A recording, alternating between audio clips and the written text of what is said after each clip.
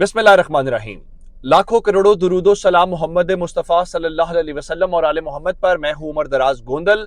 आज छुट्टी का रोज है। एक बार फिर सुप्रीम कोर्ट के साथ आज छेड़छाड़ की गई है, लेकिन सुप्रीम कोर्ट से दो टोक जवाब आया, वो आपके सामने रखूंगा। और फिर इमरान खान ने भी कहा है कि अब ये मामला ऐसे नहीं चलेगा और जजेस जो हैं उनके साथ ये क्यों हो रहा है और खान साहब की क्या सपोर्ट है, इमरान खान क्या चाहते हैं, वो भी आपके सामने रखूंगा। और फिर आखिर में इमरान खान ने अदालतों में पेशी के हवाले से दबंग फैसला कर लिया।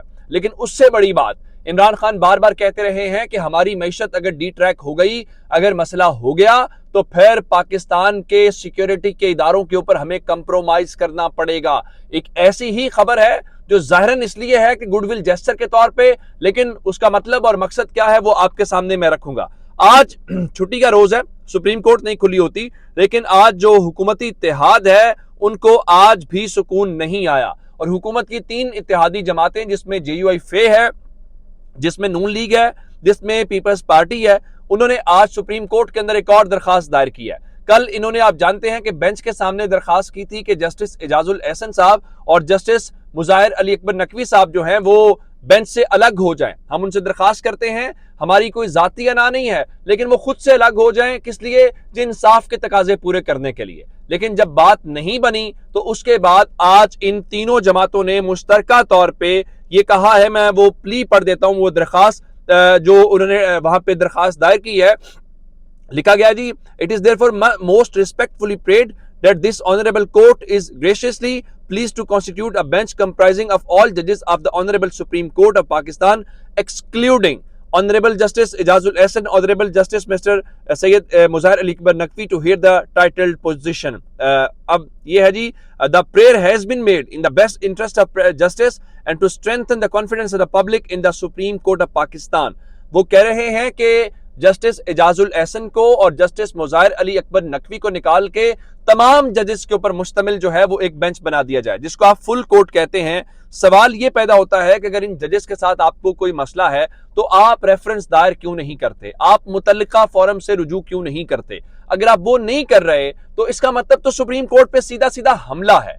यानी आप कह रहे हैं कि आइंदा 3, 4, 5 जमातें मिलकर कहा करेंगी। मिसाल के तौर के ऊपर वो कहते हैं जी, कल को इमरान खान या 5-10 जमातें मिलेंगी और इलेक्शंस के मामले के ऊपर कोई दरखास्त चली जाती है, और उसके बाद वो क्या कहते हैं, वो कहते हैं जनाब के ये जजेस जो हैं ये हमारी दरखास्त ना सुने। अगर वो जजेस वो हों जो आइन की सरबलंदी वाले हों, जजेस वो हों जो जरा तगड़े जज हों, तो फिर इसका मतलब है पाकिस्तान के अंदर इंसाफ आइंदा पॉलिटिकल पार्टीज की मर्जी से हुआ करेगा। ये बहुत गलत रीत है और सुप्रीम कोर्ट से भी एलामिया आ गया, मैं आपको बता देता हूं।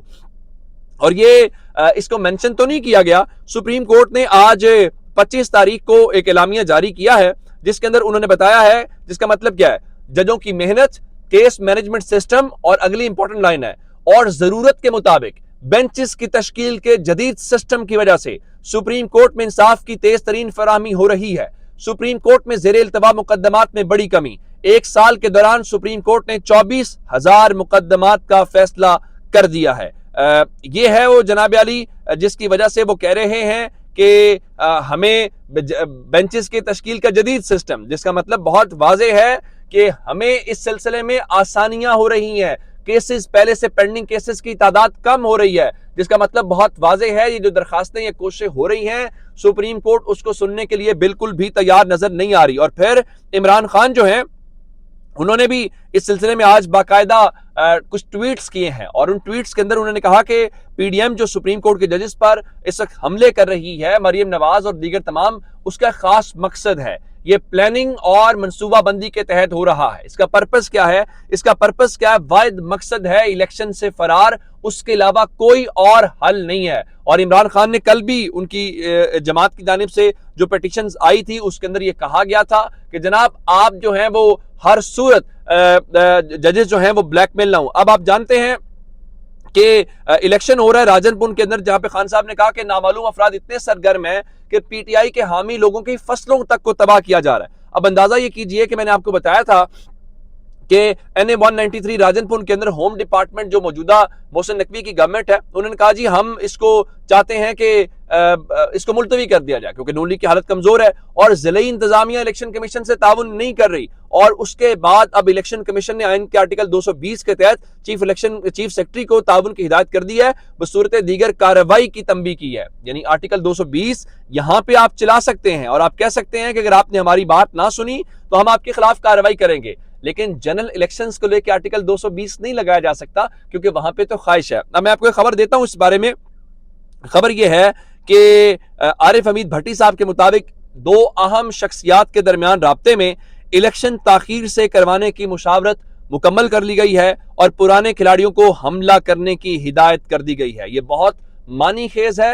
ये दो अहम शख्सियात कौन सी हैं, हमला किसके ऊपर करवाना है, पुराने दो कौन से खिलाड़ी हैं जिनको हमला करने के हवाले से बताया गया है, और इनके अपने टाउट सहाफी, मैं हसन अयूब खान को ARY के जो हैं वो मरियम नवाज की क्लास से स्पोक्स पर्सन लग गया ना, बहुत बेहतर है। उन्होंने आज लिखा जी तबले जंग बच चुका है, और तबले जंग बजने के बाद ही सुप्रीम कोर्ट में वो दरखास्त दायर हुई। तो मैंने कहा हुकूमतें में बैठ के और बड़े घर की आशीर्वाद के साथ तबले जंग नहीं बजता, मुल्क की ईंट से ईंट बजती है, जो कि ईंट से ईंट बजाई जा रही है, क्योंकि मुल्क की कोई शख्सियत ताकतवर है, वो कहती है मेरी अना नहीं हारनी चाहिए, मुल्क हारता है तो हार जाए।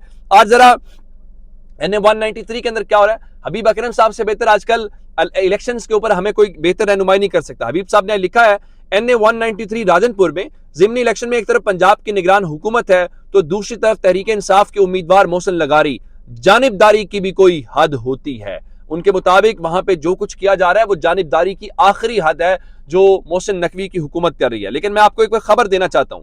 खबर यह है कि इमरान खान ने इनको कहा था कि देखो अगर हुकूमत गिर गई तो मैशत कमजोर हो जाएगी, मैशत किसी से संभलेगी नहीं। और उसके बाद इमरान खान ने कहा था कि जब आपकी मैशत कमजोर होती है तो फिर आपको सिक्योरिटी के ऊपर कंप्रोमाइज करना पड़ता है। इमरान खान ने कुछ और बातें की थी जिसके ऊपर बहुत रिएक्शन आया था और एक इलामी आया था जी उन असासों के मुतालिक गुफ्तगू ना की जाए। चले गुफ्तगू ना करें, लेकिन जरा खबर सुन लीजिए।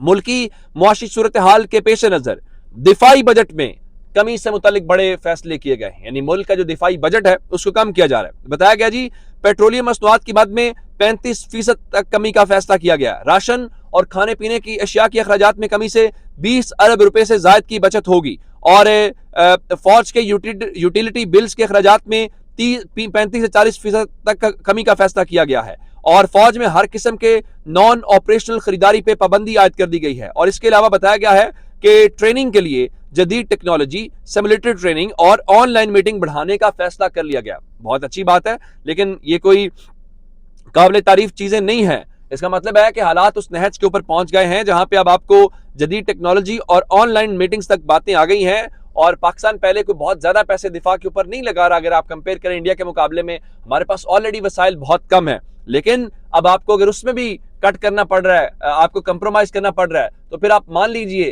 कि कम से कम गेम आपके हाथ से निकल गई है। और ये जो तजर्बा किया गया है, ये तजर्बा कम से कम अब मुल्क की जो दिफा और उस हवाले से महंगा पड़ रहा है। अब दूसरी जानिब खबर यह है कि वजारत खजाना ने तनख्वाहें और पेंशन रोकने की जो खबर है उसकी तरदीद कर दी है और बताया जी बिल्स भी अदा किए जा रहे हैं, पेंशन भी अदा की जा रही है, बाकी सब कुछ भी। एक खबर आपको और देता हूं। मैंने आपको बताया था कि 28 तारीख को मंगल के रोज इमरान खान को रुखशंदा शाहीन साहिबा की जो बैंकिंग कोर्ट है उन्होंने तलब कर रखा है।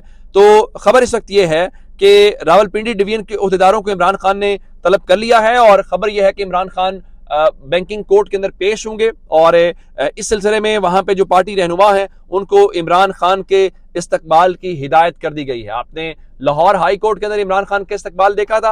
अब मालूम नहीं है कि इमरान खान आज ही इस्लामाबाद चले जाएंगे या 28 तारीख को जिस दिन बैंकिंग कोर्ट के अंदर पेश होना है उस दिन लाहौर से निकलेंगे और उसके बाद इस्लामाबाद जाएंगे। लेकिन लगता यह है कि एक और बड़ा पॉलिटिकल इवेंट जो है वो 2-4 रोज के अंदर हमें देखने को मिल रहा है। अपना बहुत सारा ख्याल रखिएगा। खुदा हाफिज।